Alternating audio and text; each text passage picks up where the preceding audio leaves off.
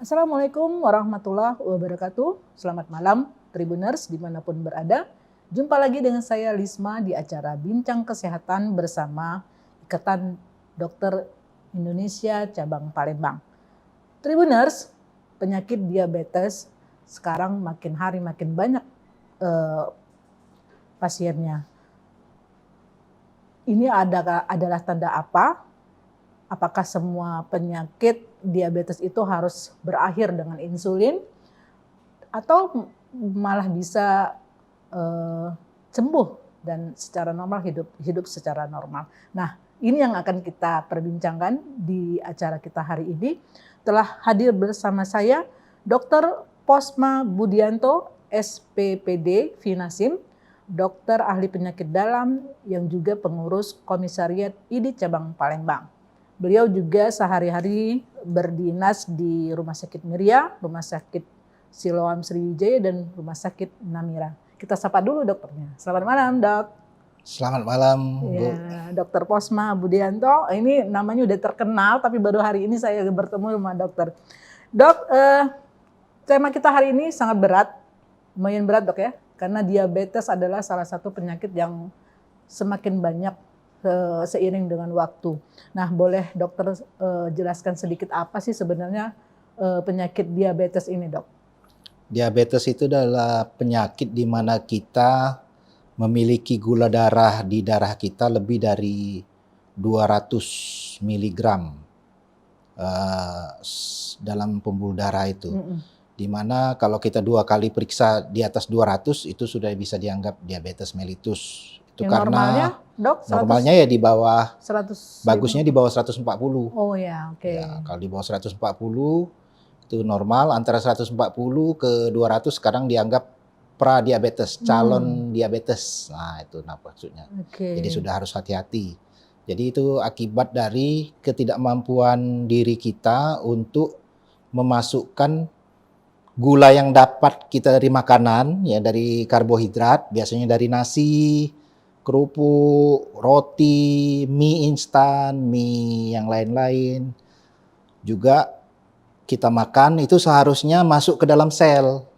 Di dalam sel dia dibakar menjadi kalori. Nah, jadi kita bisa beraktivitas dari kalori yang dapat dari gula, glukosa. Nah, glukosa itu dari makanan-makanan tadi yang ada karbohidrat. Kata orang sekarang karbo-karbo. Nah, Iya. Tetapi kalau kita tidak bisa mengelolanya, itu tidak bisa masuk ke sel. Gula itu tetap di pembuluh darah. Jadi diperlukan namanya insulin. Nah, insulin itu hormon yang dihasilkan dari pankreas. Pankreas itu di dekat hati ada pankreas. Itu menghasilkan insulin. Insulin itu kayak kunci pintu. Iya. Jadi kalau misalnya ada gula mau masuk ke dalam sel, dia harus buka kuncinya dulu baru bisa masuk. Nah, kalau nggak ada insulin, walaupun kita makan sebanyak apapun tidak masuk ke dalam sel. Tidak bisa dibuka, pintunya itu tetap kekunci. Nah, itulah jadi diabetes mellitus itu bagaimana gula yang kita makan, sebanyak apapun kita makan, kalau tidak bisa masuk ke dalam sel-sel tubuh kita, dia akan tetap terkunci dan tetap beredar di pembuluh darah, tidak dipakai, tidak jadi gula dia, tidak jadi energi, tidak dibakar, tapi numpuk di pembuluh darah dan itu jadi penyakit. Nah, itu ternyata ya, Dok, iya. ya. Iya, kenapa sekarang ini penyakit pasien itu semakin banyak, Dok? Kenapa ini? Apakah berkaitan dengan pola hidup, gaya hidup yang semakin ini, Ya, Dok? sekarang kan makanan mudah didapat kan. Oke. Zaman dulu kita waktu nenek moyang kita dulu harus berburu dulu, harus bertani dulu, nasi Kerja itu keras di dulu, keluar 9 bulan baru jadi nasi, nyangkul dulu baru bisa makan, berburu dulu. Sekarang pencet datang makanan. Kan kita bisa online pun datang makanan datang dan makanan semakin murah gitu. Dan semakin simple instan, tidak perlu dimasak dulu, kadang sudah tinggal makan. Jadi orang lebih banyak makan kalori, tetapi kadang-kadang saking banyaknya itu tidak bergerak. Kalau kita tidak bergerak, kunci pintu yang tadi jadi kayak karatan itu. Nah, jadi tidak bisa masuk dia karena pintunya tertutup lemak segala macam, tidak bisa masuk juga. Jadi pola makan satu kurang gerak, ya mungkin ekonomi lebih stabil dan orang mager istilahnya, mager. Nah, Dulu kan kalau kita mau channel TV, mau ganti channel, lari dulu, kita jalan dulu ke situ, pencet. Sekarang gini aja. Sekarang gini aja, cek. Nah, kita juga kalau mau cari makan, jalan dulu, belanja dulu. Sekarang enggak, makanan datang. Nah, jadi sekarang gara-gara serba instan itu lebih cepat gula naik. Dan memang Indonesia itu paling susahnya itu karena makanan pokoknya beras. Beras itu dibandingkan makanan pokok dari orang luar yang gandum atau sagu atau roti yang ini, beras itu lebih cepat naik gulanya. Kalau misalnya orang makan roti gandum atau apa, naik gulanya itu melandai. Kalau makan nasi, langsung naik. Makanya kita kalau misalnya belum makan nasi katanya, belum makan nasi, belum makan. Kita harus makan nasi. Saya juga, Dok. Masih prinsip itu masih ada kan orang Indonesia. Ya itu memang beda karena beras itu begitu kita makan 5 menit langsung gula tuh langsung naik. Gitu ya. Oke. Nah, Dok, kan saya tuh dengar ada tipe-tipe diabetes, Dok. Ada tipe A dan tipe 1 dan tipe 2. Apa sih bedanya tuh, Dok? Boleh dijelaskan? Kalau tipe 1 itu dia sangat tergantung insulin. Oke. Jadi pankreasnya itu sudah benar-benar nggak bisa menghasilkan insulin lagi. Jadi dia harus benar-benar disuntik dari luar. Yang tipe 2 itu yang tipe yang tadi. Yang karena kurang gerak, jadi pintunya itu macet, kuncinya susah dibuka. Jadi insulinnya ada, tapi pintu itu susah dibuka dulu. Karena lemak atau jadi karatan. Jadi kasih minyak dulu. Ya harus dikasih minyak dulu segala macam, baru bisa dibuka, baru bisa masuk gulanya ke dalam. Jadi tipe 1 lebih parah, Dok, ya, dibanding tipe 1 tergantung insulin. Yang kita bilang tadi, apakah semua harus pakai insulin? Yang tipe 1 sepertinya harus pakai insulin. Walaupun tanda kutip ada harapan dari yang katanya pakai stem cell itu. Kan ada stem cell, mungkin aja sel itu masuk ke pankreas, jadi sel-sel baru mungkin saja itu. Tapi sampai saat ini kemungkinan besar kalau pankreas sudah rusak 100%, nggak bisa lagi ditolong, harus suntik insulin. Itu salah satu yang harus suntik insulin. Kemudian ada tipe lain, selain 1, 2, tipe ibu hamil. Kalau ibu hamil, dia waktu tidak hamil, gulanya tidak naik. Begitu dia hamil, gulanya naik. Itu harus suntik insulin.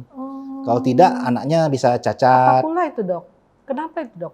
Ya itu metabolisme. Ada ibu-ibu tertentu, ibu hamil tertentu, yang pada saat dia hamil, glukagon dan insulinnya itu, hormon-hormonnya itu nggak seimbang. Jadi gulanya pasti naik. Kalau dia tidak dikendalikan, anaknya bisa besar sekali, bisa 6 kilo. Itu yang suka ada bayi lahir besar tuh? Iya, itu biasanya terlalu tinggi itunya gula ibunya. Nah, itu harus kita suntik insulin untuk ibu-ibu. Ibu hamil yang gulanya tinggi tidak boleh dikasih makan obat. Itu harus disuntik. Iya. Nah, ini udah mulai masuk di inti kita, Dok. Apakah semua pasien itu harus berakhir dengan insulin tadi, Dok? Atau ada cara lain? Silakan, Dok. Boleh tadi disambung. Jadi insulin itu sebenarnya dihasilkan oleh sel pankreas itu dari kita kecil sampai dewasa itu biasanya jumlahnya tetap sel-selnya itu. Dulu sih dikatakan tidak bisa lagi berdegenerasi, maksudnya tidak bisa bagus lagi. Kayak kulit kita ini kan ada daki ini, tahu nggak daki ini apa? Itu sel-sel yang mati. Jadi walaupun kita kena dari keringat keluar gitu, Dok, jadi daki gitu. Daki itu sel-sel yang melupas. Jadi secara periodik sel-sel kita ini, kalau orang seperti kita ini setiap 3 minggu, 4 minggu sel itu hilang, keluar, diganti sel baru. Tapi kalau pankreas beda dia nggak bisa seperti itu.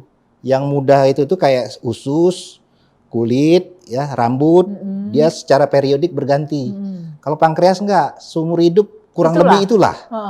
Kalau dia rusak, nggak bisa diganti lagi. Nggak ada gantinya. Nah, kalau pasien-pasien tipe 1 biasanya waktu dia kecil kena virusnya itu makan sel pankreas dia, jadi hancur.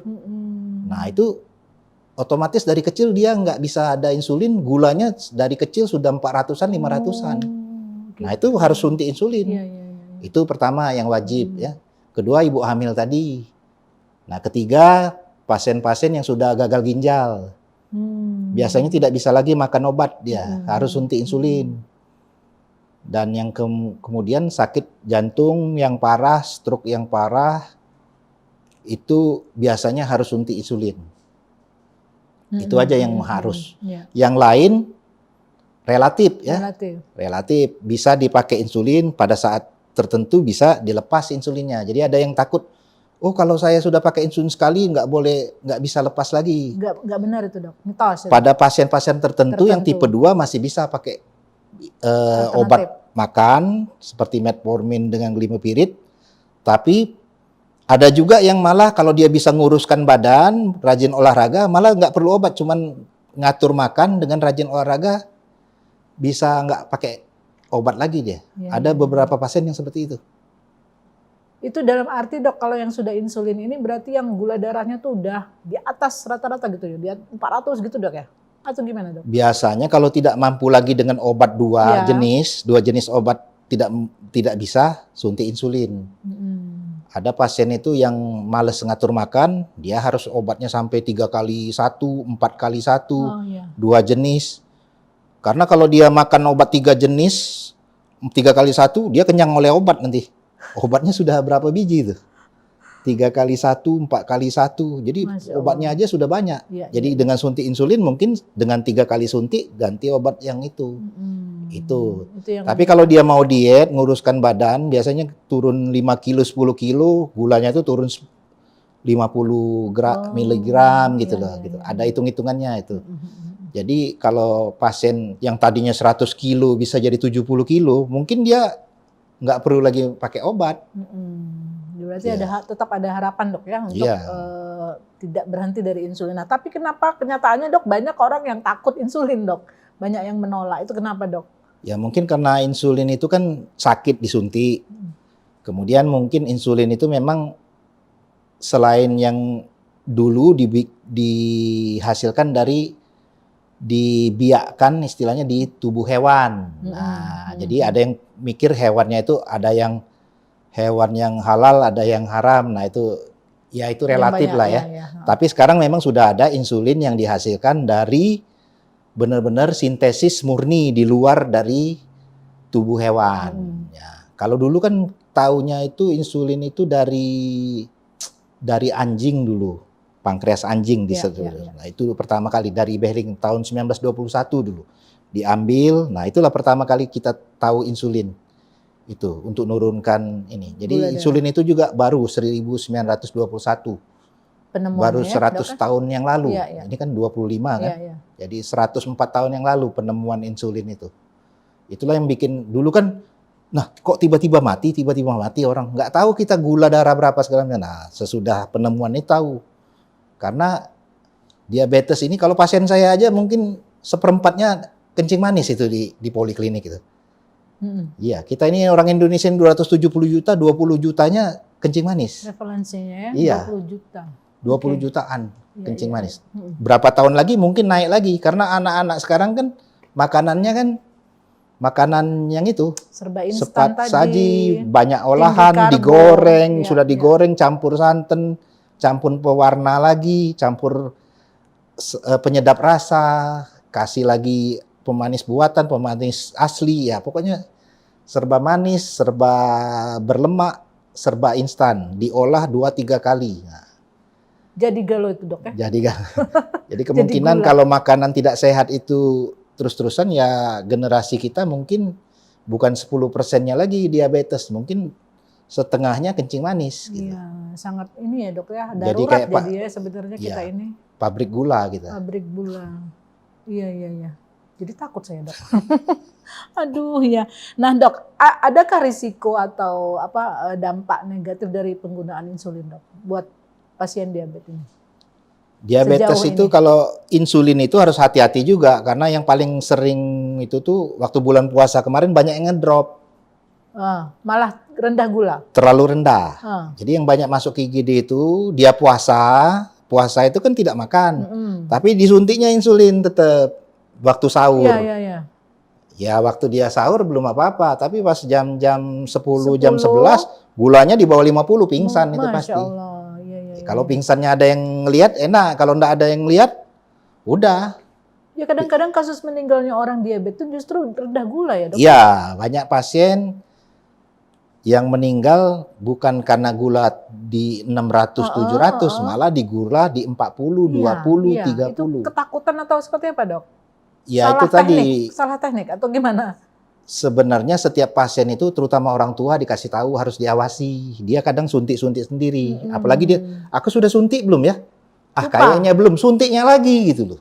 Itu pertama, faktor lupa. Iya. Kedua ya, lupa kondisi. Dia sudah suntik, malas makan, ngedrop. Padahal kita suntikan itu sudah dosisnya dengan makan dia full. Misalnya bulan puasa, dia lupa dia suntik. Padahal nggak bisa makan 14 jam. Pingsan dia jam 11, jam 12. Nah itu pertama resikonya. Kedua ya karena sakit ya. Bisa aja sakit.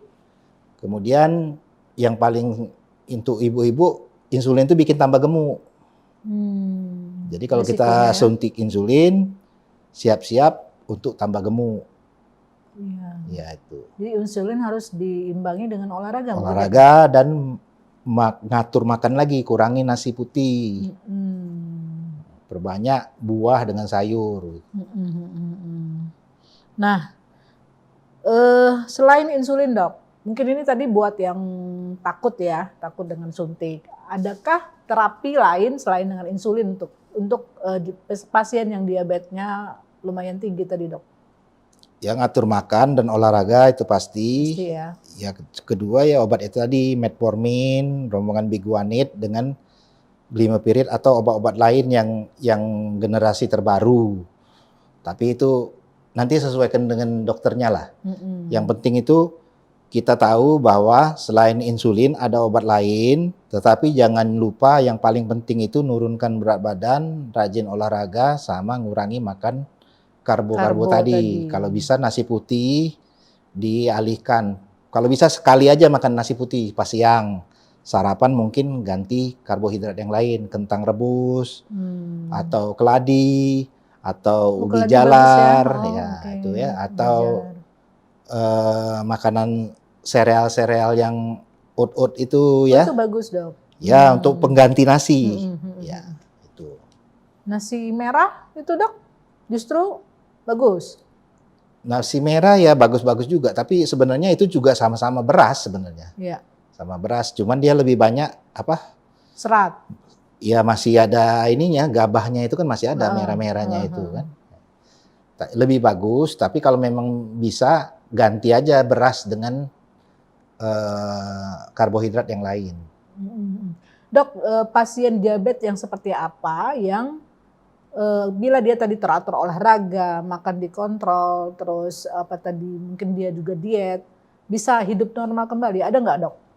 Berapa persen dari yang prevalence tadi yang ternyata bisa nih pulih? Jadi buat harapan buat netizen ya supaya tidak. Biasanya yang baru-baru ketahuan ya, yang baru-baru ketahuan tuh kalau rajin olahraga dia bisa balik lagi. Yang paling susah itu kalau dia sudah tua, sel-selnya itu sudah tidak bisa lagi dibagusin, sel-sel tubuhnya, nah itu sudah permanen. Kalau masih umur 30 sampai 50 tahun ketahuan DM dia rajin olahraga, ngatur makan, biasanya ada ya setengahnya nggak usah makan obat lagi, cukup dengan ngatur makan. Dan jangan salah, manusia itu tambah tua dia kayak kulit ini ya. Anak-anak itu setiap 12 hari dia berganti kulit, maksudnya ganti yang jadi daki itu. Umur 30-40 dia mungkin setiap sebulan.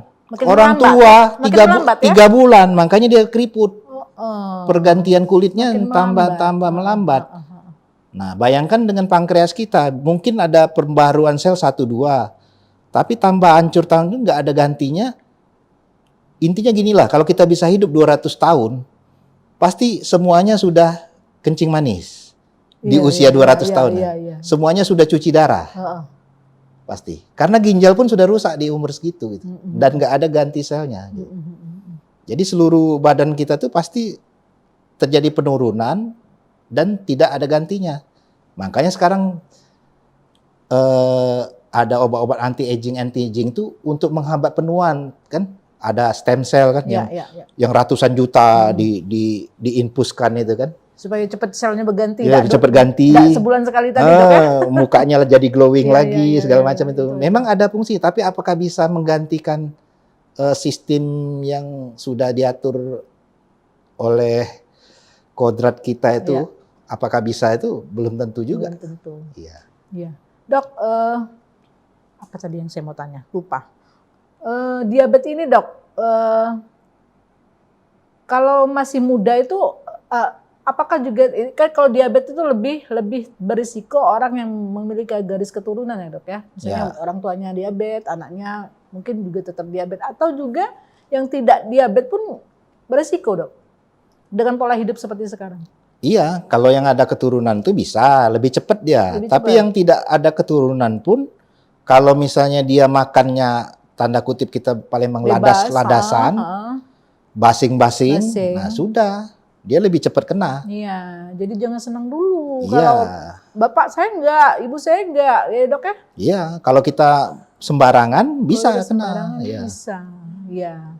Oke dok, ya jadi ini dari tiga perbincangan kita ini saya membayangkan betul-betul pola hidup dan makan ini sangat sangat berpengaruh dok ya terhadap kesehatan, terutama resiko diabetes gula darah tinggi ini ya dok. Nah sekarang mungkin ini di ujung-ujung kita ngobrol ini dok, bagaimana pesan dokter kepada orang yang takut gula darah, juga takut untuk insulin ini dok? Mungkin ada pesan buat ya bagi teman-teman yang takut suntik insulin ya, kalau memang dia bukan tipe 1 yang masih bisa coba obat makan, ya konsultasikan ke dokternya apakah insulinnya bisa dialihkan ke obat makan dan dosisnya berapa. Tetapi dengan catatan harus tambah rajin olahraga dan mengatur makan. Itu aja. Kalau misalnya dia sudah harus pakai insulin, ya nggak ada ini lagi. Cara lain. Nggak ada cara lain. Karena insulin itu tidak bisa kita dapat selain dari pankreas kita. Ya, dari pankreas kita. Harus dari insulin luar. Ya, kalau tidak itu tidak bisa glukosa itu masuk ke sel.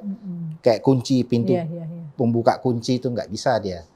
Nah kalau misalnya sudah suntik, masih ada harapan, dicoba. Ada beberapa pasien itu ada mungkin dari 100 orang itu 30-20 itu bisa balik lagi ke obat makan dulu. Obat makan dulu. Tapi kalau yang sampai normal tuh sangat jarang, mungkin 10%, 5%. Itu harus rajin bener olahraga, ngatur makan. Ngatur makan itu paling susah. Karena kita sudah ngatur makan, anak-anak kita, keluarga kita yang lain makan. Terus pesta setiap minggu kan. Ada aja itu pesta kan. Godaan tinggi ya dok. Terus setiap melihat iklan-iklan itu kayaknya enak. Seluruh iklan itu kan pasti manis semua. Manis, berminyak, renyah, gurih katanya kan. Nggak ada yang iklankan rebus-rebusan kan. Iya benar. Pasti ngerebuskan gorengan.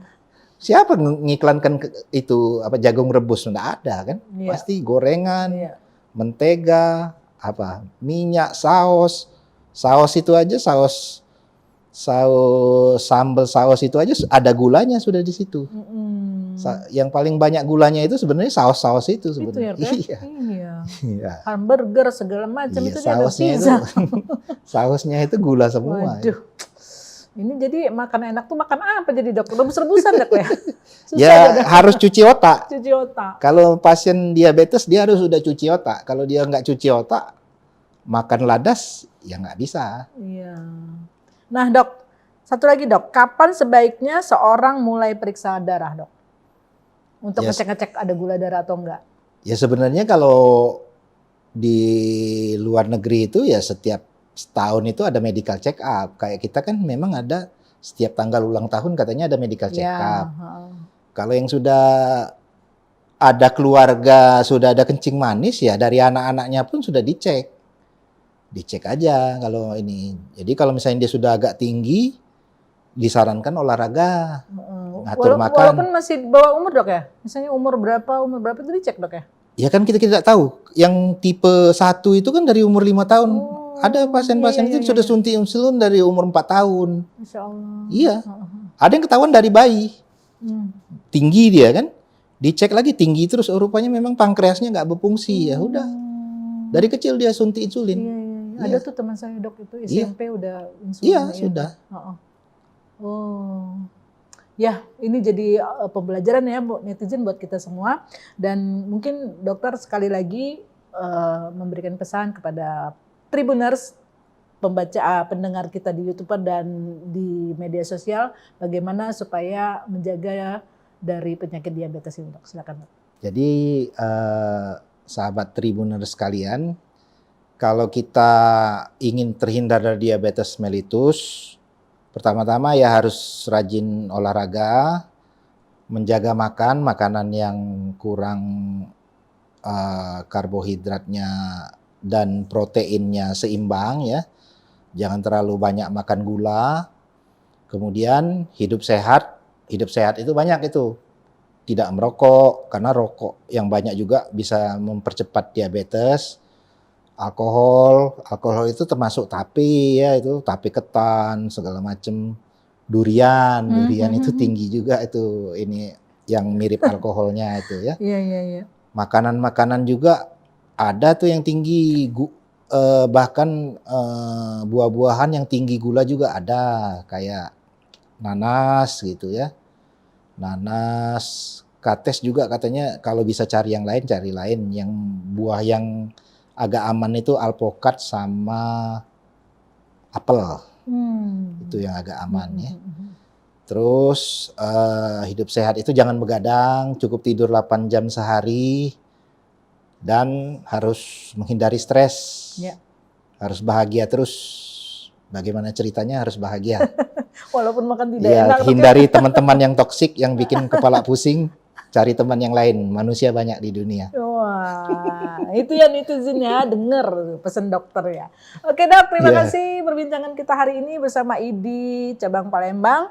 Nah, mudah-mudahan kita bisa menerapkan itu ya, pola makan sehat, hidup sehat, dan juga olahraga. Ini lagi musim lari dok ya. Nah, itulah olahraga yang paling murah dan bisa kita lakukan setiap hari. Terima kasih Dr. Posma, dan kepada Tribuners terima kasih atas kesetiaan menonton YouTube Tribun Sumsel. Wassalamualaikum warahmatullahi wabarakatuh.